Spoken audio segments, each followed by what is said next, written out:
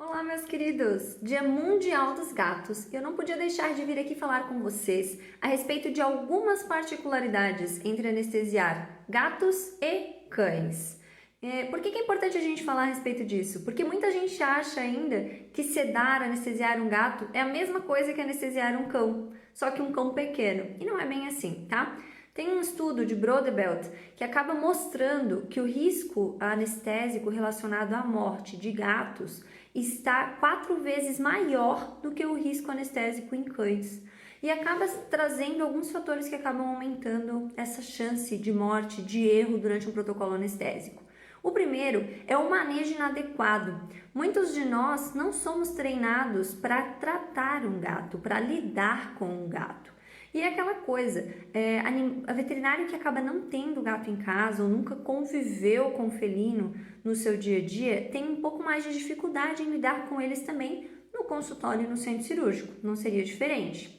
Então, um cuidado que a gente tem que ter é o manejar esse animal. Por quê? O fato dele sair do ambiente dele estar na clínica veterinária, já altera o seu comportamento, já aumenta o nível de estresse e faz muitas vezes com que a gente utilize doses muito maiores de fármacos, pensando já em dissociar esse animal o quanto antes, por medo de não saber manejá-lo do modo adequado. Então, saber manejar o teu paciente, conhecer o comportamento basal dessa espécie, daquele animal, como ele se porta, acaba sendo um ponto crucial para o manejo dos felinos.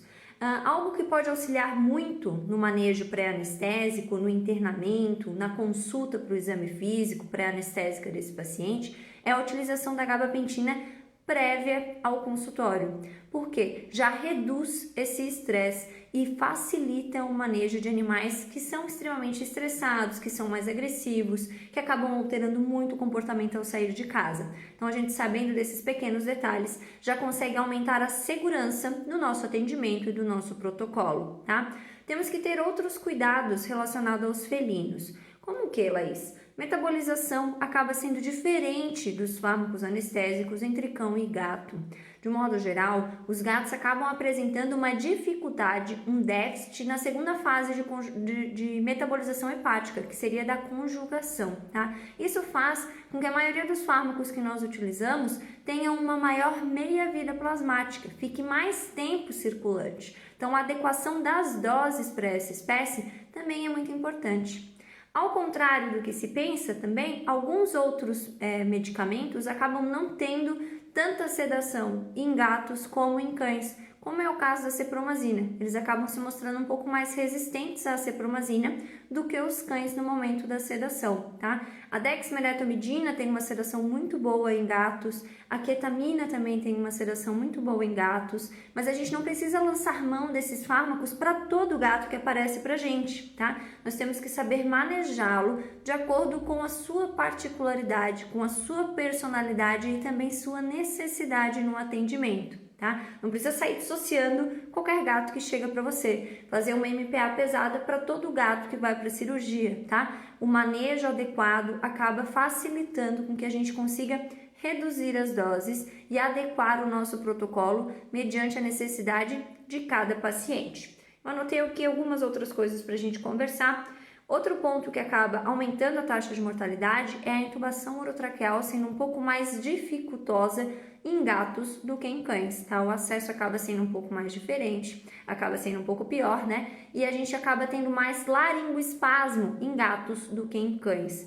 Então, o fato da gente avaliar a cavidade oral de um gato antes de anestesiá-lo pode favorecer uma intubação mais fácil, tá? Pode favorecer o ato da intubação orotraqueal. Por quê? Primeiro, observar o céu da boca do animal acaba nos trazendo muita informação. Em gatos que apresentam icterícia, o primeiro local que apresenta essa icterícia é o céu da boca. E quando a gente tem algum complexo inflamatório oral, quando a gente tem o céu da boca mais inflamado, o palato mais inflamado, laringe, a gente acaba tendo também maior chance de laringoespasmo, tá? Então, observar essa boca.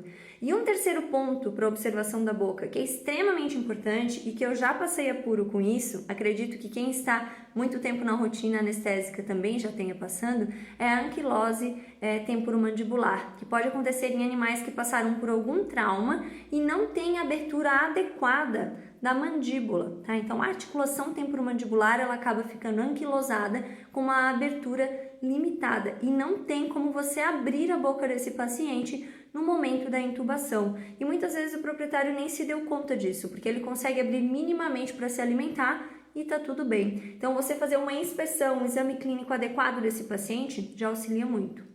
Um outro ponto que aumenta a chance de morte desses pacientes numa cirurgia é a maneira como é instituída a fluidoterapia. Gatos acabam necessitando de taxas de fluido muito mais baixas do que de cães, em torno de 3 ml por quilo-hora. E pouco dessa fluido fica no espaço intravascular, estima-se que é em torno de 25%, e o restante acaba passando para os outros compartimentos. Por isso que a fluidoterapia em gatos deve ser feita apenas em gatos normotérmicos. Gatos hipotérmicos acabam apresentando maior chance de edema após a restituição da temperatura corporal, tá? Então, esses passos acabam já trazendo um pouco mais de segurança pra gente e fazendo com que a gente entenda melhor essa espécie. Então, anestesiar gato não é a mesma coisa que anestesiar um cão pequeno, ok? Fica ligado nisso e vem com a gente aqui na Sinapse Vet, que tem muito mais informação de qualidade.